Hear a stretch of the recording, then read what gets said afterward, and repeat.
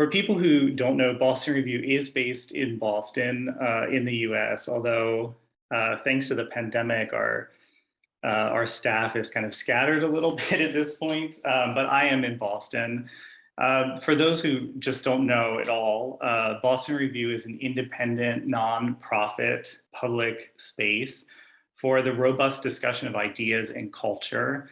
We say that we're animated by hope and committed to equality, and we believe in the power of collective reasoning and imagination to create a more just world. On our website, we publish new essays several times a week. All of it is 100% free to read. You don't even need to make a registration. We also publish 4 themed print issues a year. They're usually on left-leaning politics and philosophy. We also do a special arts issue every year. One of our recent books on anger was named by the New Yorker as one of the best books of 2020. And our most recent book is The Politics of Pleasure, which I just got my copy yesterday, so a lot of people should be getting them soon. It opens with an essay by none other than Kate Soper, in which she proposes the possibility that a post-growth economy need not be a recipe for austere misery. On the contrary, such a life might present an opportunity for greater pleasure, not less, while also giving our overtaxed planet a new lease on life. Other contributions include an essay from her conversation partner, Lynne Segal, about the connections between care work and political optimism. I'd like to thank everyone for attending, including those who adopted to make a donation when they registered.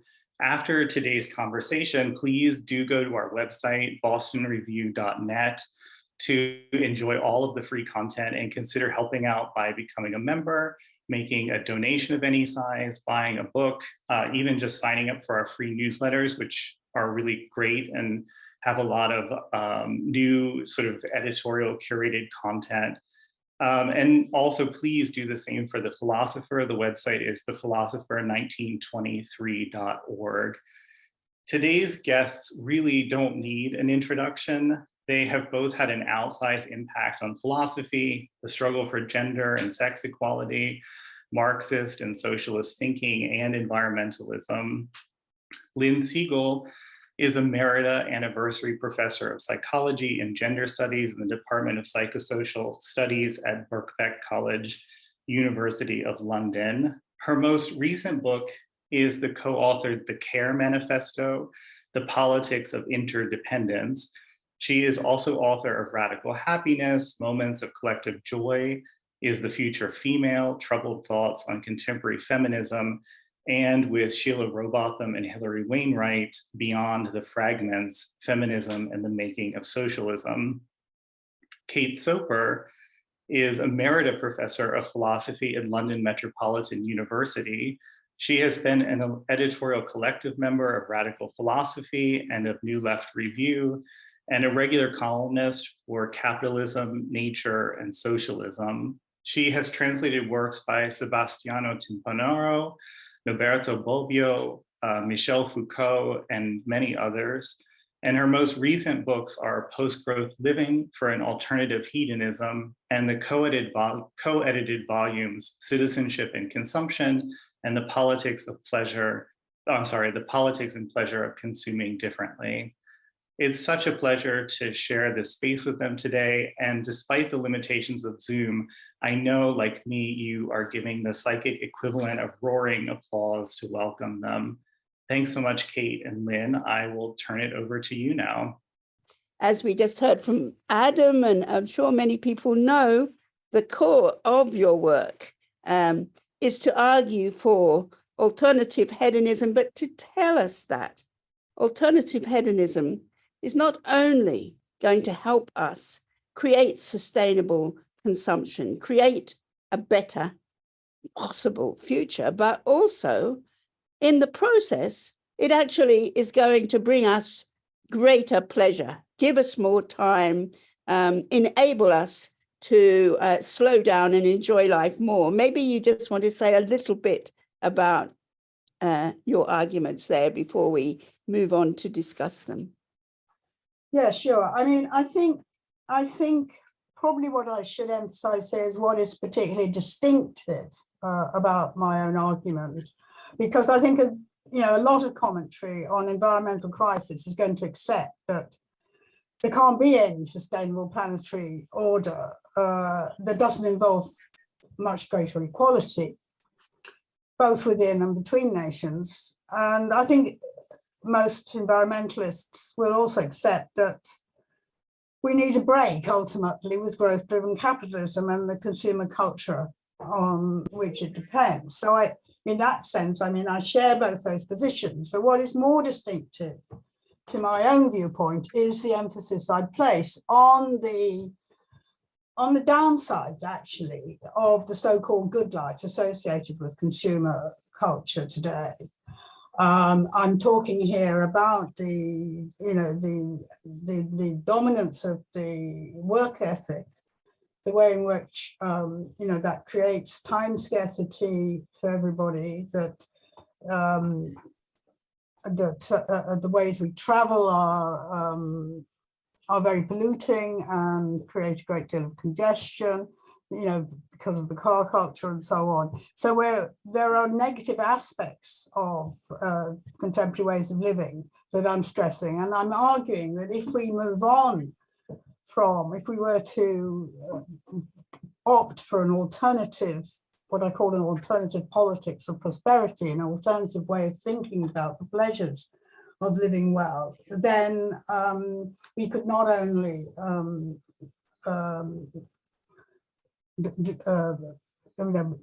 create, as it were, a green renaissance of some kind, but also, yes, as you say, enjoy ourselves more.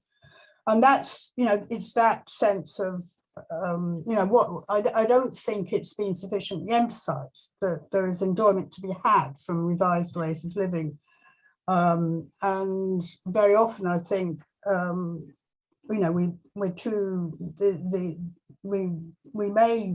it may be accepted that we need to, in the future, to fly or drive less, for example, or consume less stuff. But that tends to get seen as dutiful belt tightening or as a problem to be overcome, rather than as an opportunity for ditching ways of living that are, in many respects, I think, dystopian and anti-hedonist. They're too fixated on work and money making, too little directed at the pleasures of having more time, doing more things for oneself, traveling more slowly, and so on. And yet, I'll just add this now, I think to invite people to consider the benefits to themselves of adopting more eco-friendly ways of living is surely a more effective way of winning their support than instilling yet more panic and alarm over climate change, or appealing simply to a sense of duty. And since, in fact, many people do now deplore the stress and time scarcity of the work and spend type of existence, the appeal, I think, already has some basis in the experience and responses of people themselves. I think there already is a certain amount of disaffection with the so-called consumerist good life. And that feeds into my own concern to avoid an overly abstract kind of moralizing position, because I think the existence of that emerging structure of antipathy to the consumerist way of living can provide a certain legitimation for what I'm calling an alternative hedonist politics and understanding of, a need to move to an alternative way of thinking about progress and prosperity. I think you are absolutely right to talk about the miseries of everyday life under our existing, what most people are calling neoliberal capitalism, where so few people have the time to enjoy anything in life. They don't have time to care for each other, care for themselves. They don't have, so much is absent that they might wish to do. And that's why we see the enormously high levels of depression. We hear of isolation. We hear, there's no question about how bad the dynamics are of everyday life today. But there is a problem many people would raise at once, which is the problems of inequality, that so many people surely are not in a position to simply choose alternative lifestyles. You know, they can't escape from the drudgery of their working days, which are often very long, often, as David Graeber would say, doing bullshit jobs, but nevertheless, they're forced, particularly oddly, in caring jobs in the public sector, they're forced to do so much administration and bureaucratic work that it is really, really hard for them to escape, other than to give up their jobs altogether. But they can't give up their jobs altogether because, as we know, the cost of living is getting higher and higher. You know, rents are impossible to pay. And so, many people could feel that you are only talking to an elite who has the possibility to make these choices. It'd be wonderful if more people were in a position to make these choices, but surely many people are not. You know, they are on a treadmill of work that it is very, very hard for them to get off, even when they want inequality, and hence the difficulty of so many people escaping from the hard labors that they're being forced into.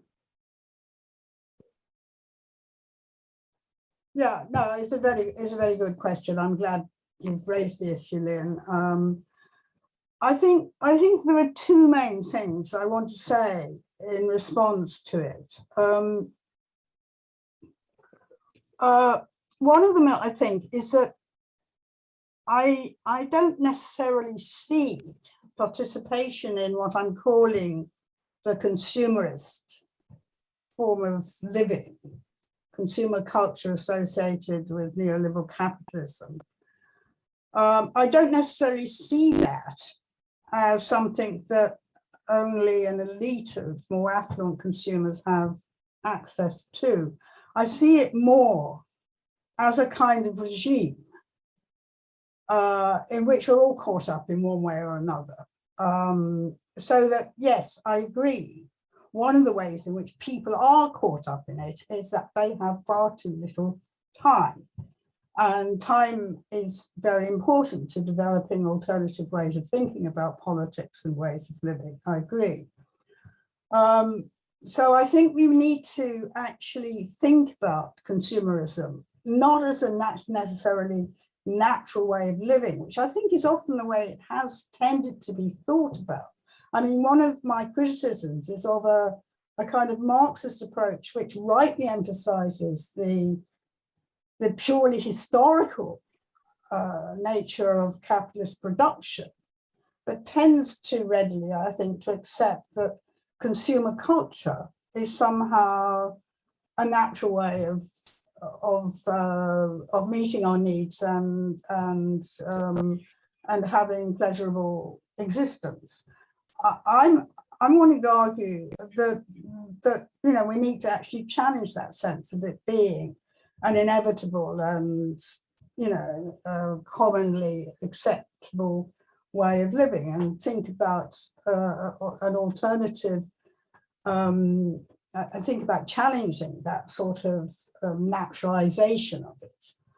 The other thing I think that needs to be said is that, yes, of course, I'm not really suggesting that alternative hedonism is simply a question of a more affluent group changing their ways of consuming. I'm suggesting that we need to, as it were, connect with the extensive forms of disaffection that you have mentioned yourself, as a way of insisting on the need for the articulation of an alternative way of living, an alternative politics of prosperity. And as things stand in this country, and I think this is true of America as well at the current time, there is very little reference among the mainstream political parties to the possibility of an alternative way of living, centered not so much on endless growth, which we know is unsustainable, not so much simply on full employment and consumerist ways of gratifying ourselves, but on, you know, rethinking what is the point of all this creation of wealth? What is the who is really being served by this, you know, commitment to endless production? Why, you know, so that in political life generally at the present time, most political parties in the mainstream are agreeing on the ends of growth, carrying on with raising living standards as currently defined, and full employment. Where they tend to differ is simply about the means to those ends. I'm saying we need to challenge those ends, and in doing so, we need to look to the ways in which contemporary ways of living are actually causing a great deal of misery to people, as well as being fundamentally unsustainable. Indeed, and we certainly agree about the misery that's being caused, but I want to pick you up on a couple of things which I know others have as well. And the first is the issue of growth and exactly what you mean by growth. You know, do you mean technological productivity, or, you know, most jobs today, actually the big increase is in care jobs. But care jobs are so badly paid, people working actually ever longer hours for ever less pay in care jobs. And there's a huge crisis of care, which of course I have written about, because of the long hours in paid work, people don't have time to care. And so we're importing people from the third world to do our caring jobs. But so, you know, since we need an increase actually in what will enable us to care more and care better, which takes us to debates around green growth, for instance, you know, and what do you think about the Green New Deal? I think you tend to be a little critical of the idea of green growth, but it does seem to me growth is a problem in terms of how you're using it and how you're defining it. And I just say that the left in general, you'd be right to point out, tends to think of growth in terms of productivity, not in terms of care. We need a lot more, you know, we need to see that so many jobs actually are caring jobs. They're actually not destructive of the environment, but we don't organize our politics in the way in which I was arguing with others in the Care Manifesto, that we need to prioritize care at every level. We have to understand our interdependence and see that our interdependence is not only on each other, but also on the only world we have on the planet. And that means, you know, beginning from thinking about care and how we provide for each other's needs, and how we provide for each other's needs will require growth in certain areas, you know, in certain forms of infrastructure, you know, obviously in hospitals, in various things are going to help us to be able to care for each other better. So what have you got to say to those people who want you to clarify what you mean by growth, and also feed in the issue of care and the huge growth in caring jobs and how that fits into your perspective? Yeah, sure. I mean, you're right. I mean, one does need to clarify issues around this notion of growth, and I think we need to make a distinction, probably, between conceiving of growth, and it's usually conceived in a essentially economic fashion, conceiving of growth as essential to any effective economic order. Now, that's a position that I would disagree with. And if the advocates of green growth or of the Green New Deal are thinking or would want to argue that we can have indefinite growth of a green kind, I would dispute that. And I would actually argue that committing to the idea that it's a good idea to have an economy that is, you know, incapable of functioning without continuous growth is a fundamental mistake. I mean, that we need to rethink what we mean by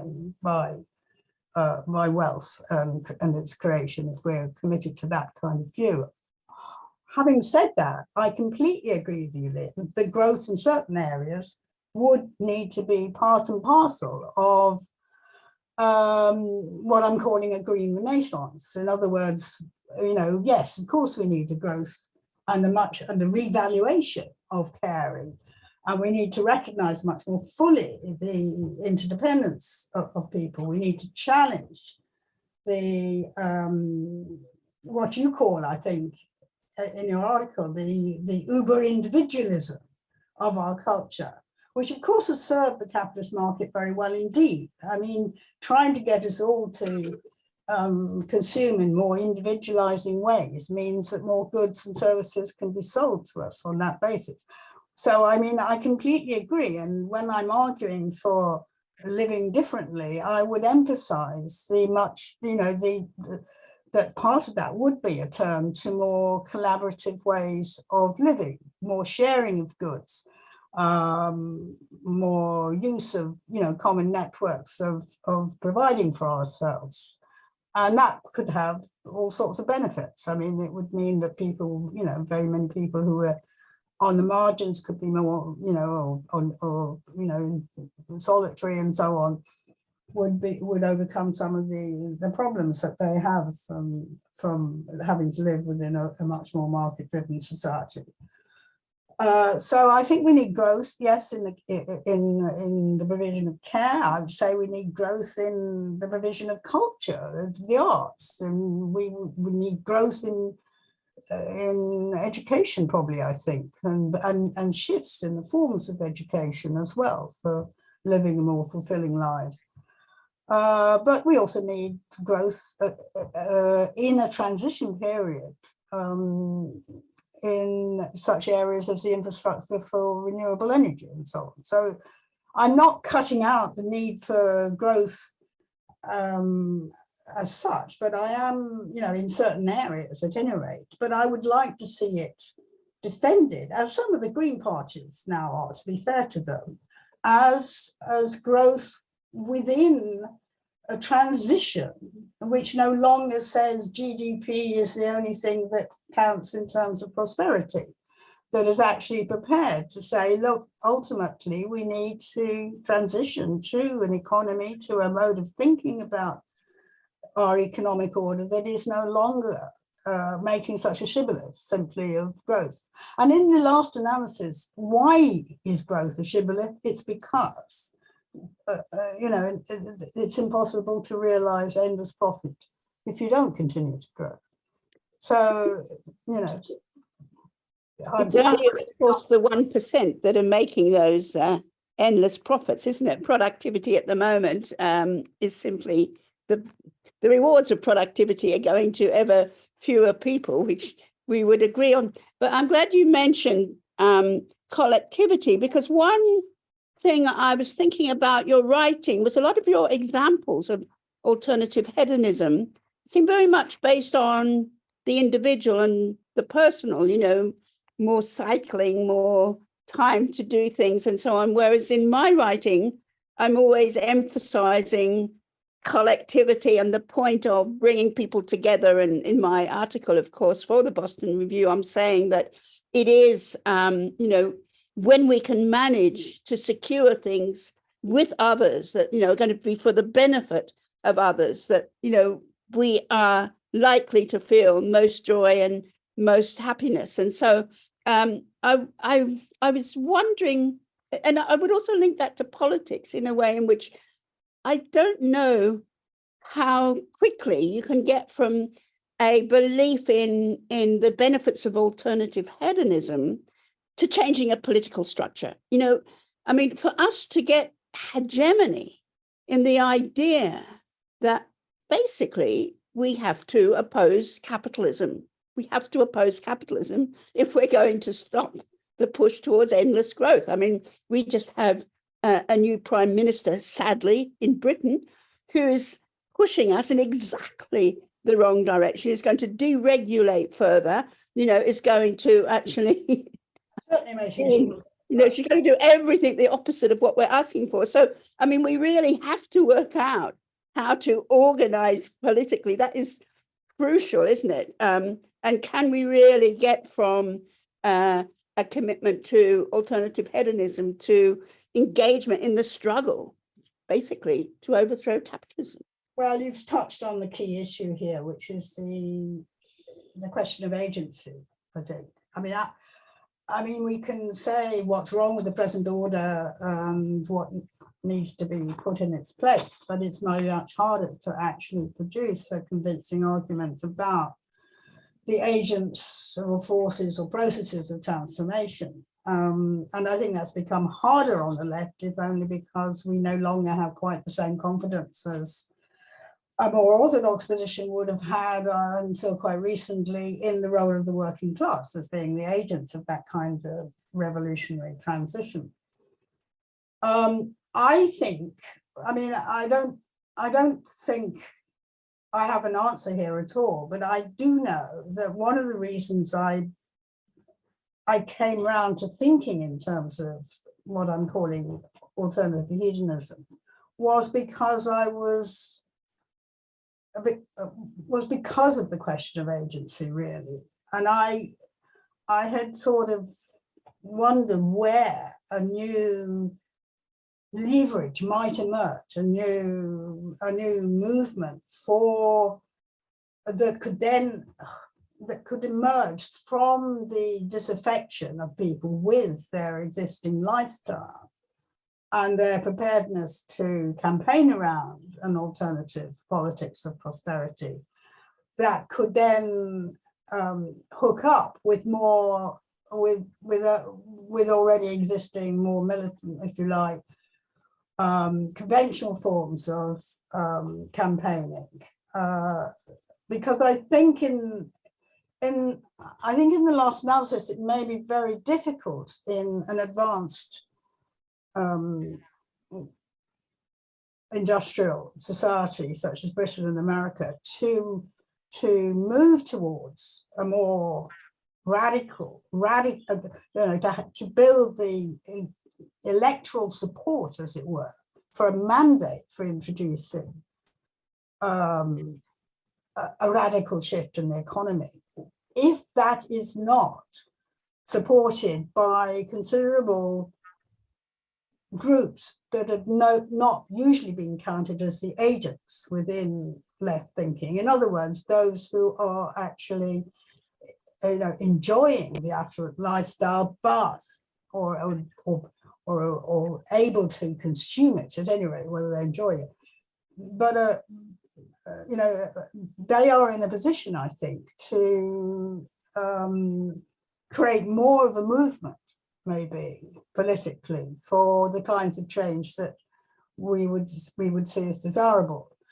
And in a way, the issue of agency comes up, I think, for you too, Lynne, in a way, because I completely agree about the importance of more collaborative ways of thinking. And indeed, my own argument around alternative hedonism about things like cycling would be that actually people do take more pleasure from the collective effect of their, it's not just the pleasures of being out in the fresh air and getting some exercise, it's the pleasure of knowing you are not contributing to air pollution, that you're actually helping to guarantee a more livable world for your children and grandchildren and so on. So there is a sort of way in which a lot of alternative hedonism focused on different ways of working, different ways of traveling and so on, is also, opening up a more citizenly way of thinking about consumption, which hooks in to what you are arguing, I think, rightly, about the need for us to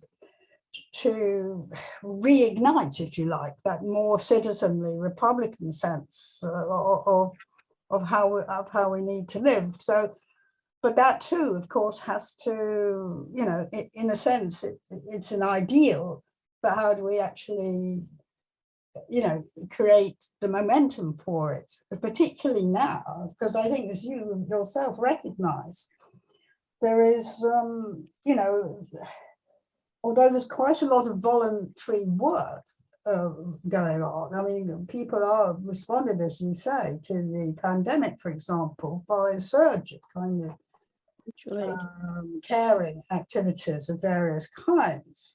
But at the same time, we've got electorates that are voting for parties such as, you know, parties that are committed to increasing inequality rather than narrowing the gap between the rich and the poor. Well, our only hope, I think, is that in this country, and I think in the US too, overwhelmingly, the young did not vote for the Tories. If we had only the under 25s voting, we'd be solid Labour throughout the country. If we had only the over 65, unfortunately, we'd be solid Tory in Britain. And so that would translate to Republican and Democratic, I imagine, in the States. But I think while a few people are affluent, many people are not. What most people are aware of, except for that 1%, is time poverty. And so I think emphasizing time poverty and therefore thinking in terms of a shorter working week, which the Labour movement is beginning to take up here, but also time poverty relating to care, and therefore that leading us to prioritize care and downplay particularly, you know, the dangerous forms of productivity that are not adding to improving our lives at all. What improves our lives is care, our care for each other. And actually, it is care workers who've been leading protests lately, you know, for better pay, better conditions, and so on. So I do see through the unions and then through incredible struggle, which we're going to have within the Labour Party in this country, within the Democratic Party and the DSA in the US, to be very crucial by saying, you know, we've got all our values wrong. If we want a future at all, you know, we begin by looking at our interdependence and thinking about how we care for each other and how we care for the world. And I think that is an argument that more people are putting. Unfortunately, not everywhere, but there's a ways of, you know, saying the left has got it wrong, for instance, in the past, in that they've gone along with arguments for productivity and you know, not thinking about, you know, reproduction rather than production. You know, they've never managed to really turn things around in the way in which they have to be turned around if we're to have a future at all. So for me, it's pushing for questions of care at every level, but perhaps we should open up to the floor, because I'm sure there are lots of questions that people will have, unless you want to come back on that briefly, Kate. No, I think it's probably is time that we should open up the discussion then. Yes. Hello, thank you both for that excellent conversation. Yes, I am here to open up the questions. So one question which I think is very interesting is from Chris, who I believe is based in Boston. So Kate, can you address how to translate your ideas into an emotionally driven political message, as one has to reach the heart instead of the brain in politics to always affect real change? I mean, is there anything in that question that you sort of particularly recognize in your account? I'm not confident I fully understood the question, but I think what I think sorry to butt in. I think the idea is that how do we balance the kind of more rational arguments with an appeal to the emotions, which tends to bring about the kind of political changes required? Well, I think that I think some of the appeal comes through, in a sense, the alarm that people are already experiencing anyway. I think they're alarmed about the prospect of climate breakdown, and they know that the very well-being and survival of children, their own children and their own and grandchildren, is now in jeopardy. They're worried about the extremes of wealth and poverty, the abyss between the 1%, as it were, and the most impoverished people around the globe, which is not only a source of suffering, I think, both, even if you're not actually afflicted by it yourself, but to contemplate. But it's also dangerous. I mean, I think we would, we're unlikely to get through the next period without, if we're not going to have any political adjustment, I think we could very well end up, in global conflict of a military kind, which could possibly prove terminal. So it's a very dangerous and worrying time, and particularly, I think, for young people. The appeal of trying to live differently against the background of the risks that are confronting them now, if we continue down the path we're set on currently, is one that I think, all right, it might sound like a kind of rational argument, but I think it's also one that is experienced as having a certain kind of emotional pull as well.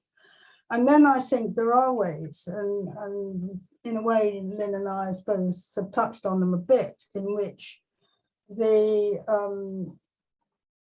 ways, what we are arguing for, in a more rational kind of way, also I think could generate forms of pleasure, forms of enjoyment, the sense of new forms of solidarity, and collective initiative, the energy that comes with that. So, I mean, but I've also argued in the past that one thing that I think is very important to summon that, to build that kind of more, give it that sort of emotional momentum, would be if we had more representation to challenge the monopoly that advertising currently exercises over the nature of the good life. What we haven't got is proper representation. I mean, there is a complete monopoly, if you like, artistically and by advertisement of what we count as living well. So, I mean, that would help enormously to generate a new aesthetic around material culture that no longer sees the material culture associated with consumerism as the most and obviously attractive and so on. So I don't know. Perhaps. Anthony, I'd like to say where I would begin, and have begun, in fact, would be in emphasizing our shared vulnerability to climate change, our shared vulnerability to global pandemics, which we just saw. And, what the right promises is somehow that they can protect people by building walls, literally. I see Biden is continuing with that dreadful war that Trump started. To imagine that we can protect ourselves by cutting off, the rest of the world. And that idea really is ludicrous. Surely COVID-19 showed us it was ludicrous, but it's ludicrous in so many different ways, because we simply are all interconnected. Climate change, it's not only going to happen in Bangladesh, it is happening in California, it is happening in Sydney, it is happening all around the world. And so if we can't see that we've got to look at this together and protect ourselves together and find new ways, of protecting ourselves through changing our way of relating to each other and relating to the world, then then our children and grandchildren, will not be living on a viable planet. So I do think that interdependency, shared vulnerability, the sort of thing that Judith Butler and so many philosophers now are talking about, is one place to begin. But we have to challenge that sort of paranoid mindset, which MAGA and, the right in general, which is on the rise, in Italy, in all sorts of places, are trying to encourage it. That, is a real battle, to stress the fact that clearly humans are interdependent, and not just on each other, but on the world that gives us space to survive. Thank you, Lynne. And Kate, I will just turn now to the next question. In fact, there are two questions which I think play off each other, and they're basically about the use of time. And this kind of reminds me a little bit of Bertrand Russell's essay in Praise of Idleness, where he sort of offers the worry that if people had too much time on their hand, they would turn to drink and so on. So Brett asks something literally along those lines, saying, are you afraid that most people would use more free time to pursue, quote, lower pleasures? Would we care what, quote, pleasures they pursue? And Elka asks, having more unscheduled time is not enough. Overwhelmingly, people with time on their hands were filled with, I guess this is referring to the pandemic time, were filled with massive boredom and overwhelmingly craved any form of social interaction. Those who pose the questions tend to presume that everyone yearns for unassigned time. So I'm not sure like how central the increase in non-instrumentalized free time is to your account, Kate, but do you want to speak about that issue that if people were presented with more free time, they would either use it pursuing the more lowly pleasures, or they would experience it as in some way threatening or unpleasant? Yes, it's a good question. It's a good set of questions in a way. There's quite a lot of issues involved here. Certainly I think some people might well turn to drink maybe if they've got more time. I think the important thing is to recognize that there will be diversity in the way that people use extra free time, and that we shouldn't be too we shouldn't try to kind of be too moralizing about how they use it. There's nothing wrong, I don't think, with simply being idle, But having said that, I think also that if we are going to move to a post-work culture, and I think we're going to have to, one way or another, because increasingly the future within a capitalist order is going to be drawing much more on drones and robots to do the work. This is a point made by the left so-called tech utopians, who are actually delighted that drones will take over everything, but it will, so I would argue against that as a desirable future. I think that we do need to work. All of us want some work, I think, but not as much as we've actually got caught up in through the capitalist work ethic. And many people are indeed time scarce, I think. But if we're going to move to a post-work, a 4-day work, a 4-day week, a 3-day week even, then I think we need at the same time to shift our way of thinking about the use of time, to make work less central to people's lives. And that would mean, I think, transforming our educational provision in a way that allowed from primary school onwards, right through to higher education, put more emphasis on education as a preparation for making fulfilling use of leisure. And at the moment, I think one of the reasons people get scared about having more free time is that the one thing that structures their lives is indeed work. and that creates its routines and its forms of conviviality, and yes, people, I think, in a transition that hasn't been prepared for are going to find that difficult. I mean, I wouldn't deny that. But I think we're going to have to find ways of negotiating that shift. And one of the ways of negotiating that is, I think, to see education in a different light, not simply as preparation for career or for work, but as preparation for living well, for enjoying yourself, for finding diverse ways of engaging and encouraging what I would call a more ludic life, one that is actually doesn't think that because it doesn't get committed to a totally instrumental way of thinking about time, but is happy to let people just play more. I mean, children have got a lot to teach us here. That's one thing that we don't take enough, we don't pay enough attention to, is the way in which play could, we need to be allowed to play more, I think. Could I say, I think it's a very, very strange question, and I don't know where it's coming from, actually. I think that some of the most destructive behavior people engage in is precisely because they have very little time. And so they feel they have to reward themselves by drinking heavily or, finding other forms of instant gratification.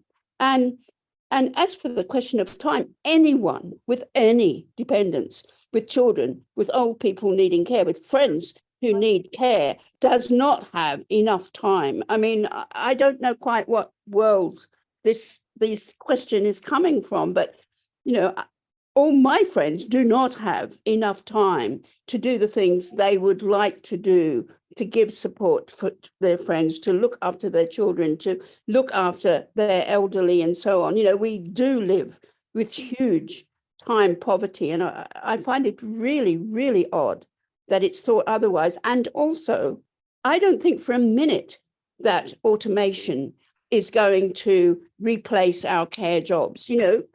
Caring one for another is a hands-on business, which is where the goal is to enable the other person you're caring for to respond in an interactive and mutual way, so that together, you each can have a certain sense of autonomy. Yeah, perhaps be able to play together, to share things together and so on. But the idea that we'll simply have time on our hands seems to me rather preposterous. I mean, it seems to me if you begin from thinking we should be caring for each other, caring for our environment, caring, with civility for the wider world, the idea that that's not going to require us to be doing things is, to me, rather perverse. Well,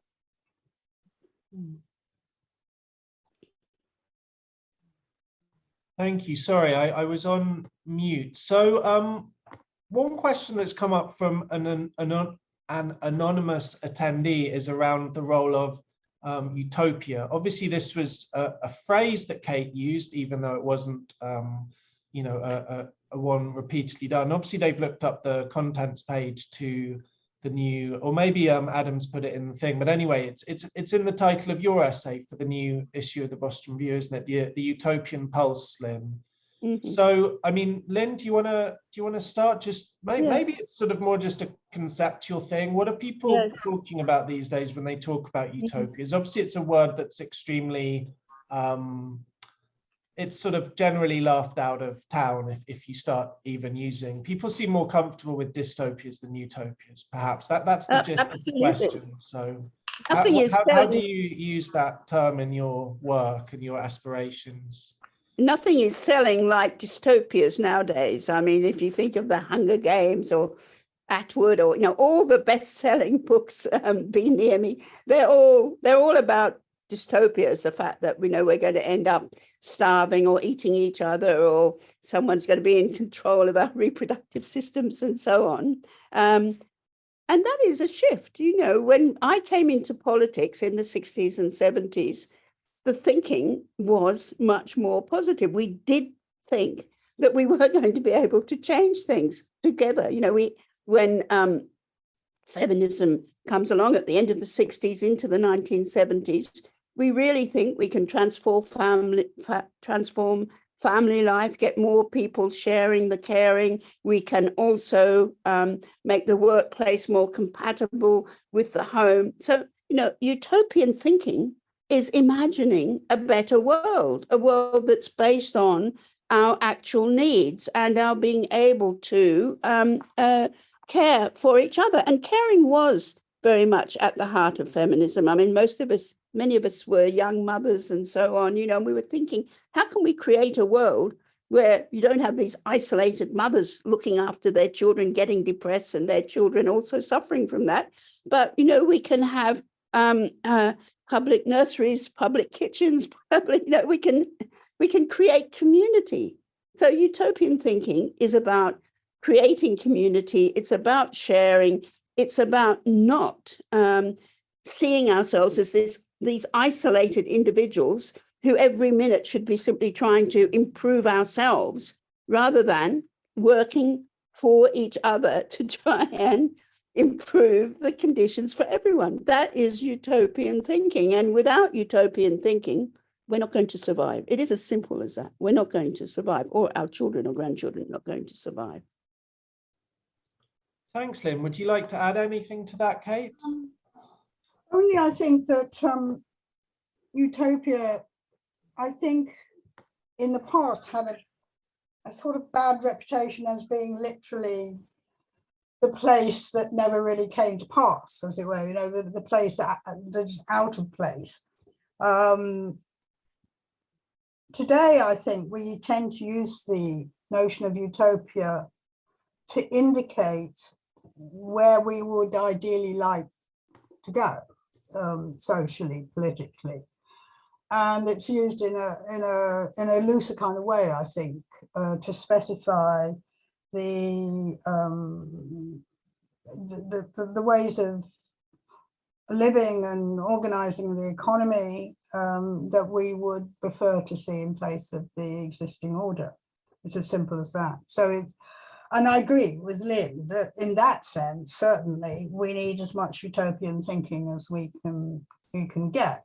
At least, I mean, there are obviously going to be different kinds of utopia. I mentioned utopia as associated with some of the those on the left who are kind of advocating that drones should do the care work, actually, and that we should move to a more automated world in which, you know, which they see as utopian precisely because nobody has to do any work, it seems. Everybody can have there will be abundance for everybody and so on. We will all be driving electric cars. We will all be taking tourist trips to Mars or whatever. I don't know, you know, this kind of crazy kind of future, which for me is not only totally, you know, unrealizable, but dystopian.